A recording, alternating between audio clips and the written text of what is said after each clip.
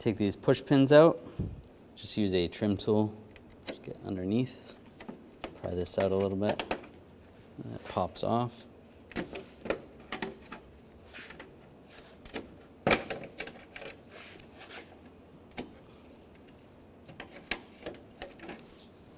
Down in the back here, if you just slide the grill out a little bit, there is some clips. You need to squeeze these clips. You can either use some needle nose pliers. If you have a pick, you might be able to use a pick. And just slide down in here. I'll show it a little bit better once it's out. Then you squeeze just slightly, and then you just pull the grill at the base, slide it out. There's another one halfway down. Do the same.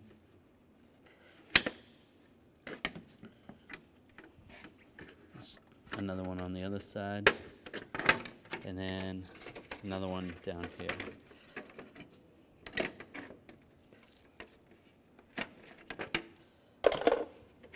You can just slide the grill out. This is what those clips look like. They just need to be squeezed, just like that. So when you squeeze it, then you can slide it out. Now with the grill upside down, you can use a pick, and there's a couple areas where it's clipped in, right there, right here. Just give a little bit of pressure, just while you're releasing these.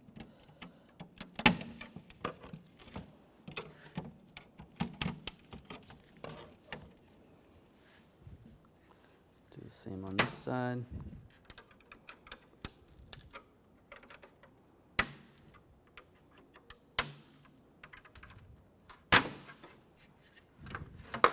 And then it slides right out. And take the new one, same way the old one came out. Just get it lined up.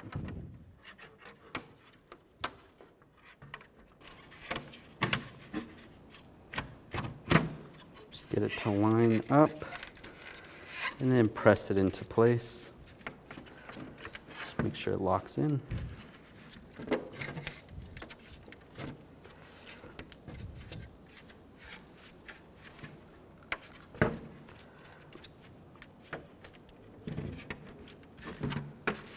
Then you can reinstall it in the car. Take the grill, line up these tabs down below with the slots. Make sure they're all lined up. And then lock those in place. And put the push pins in. Push those down.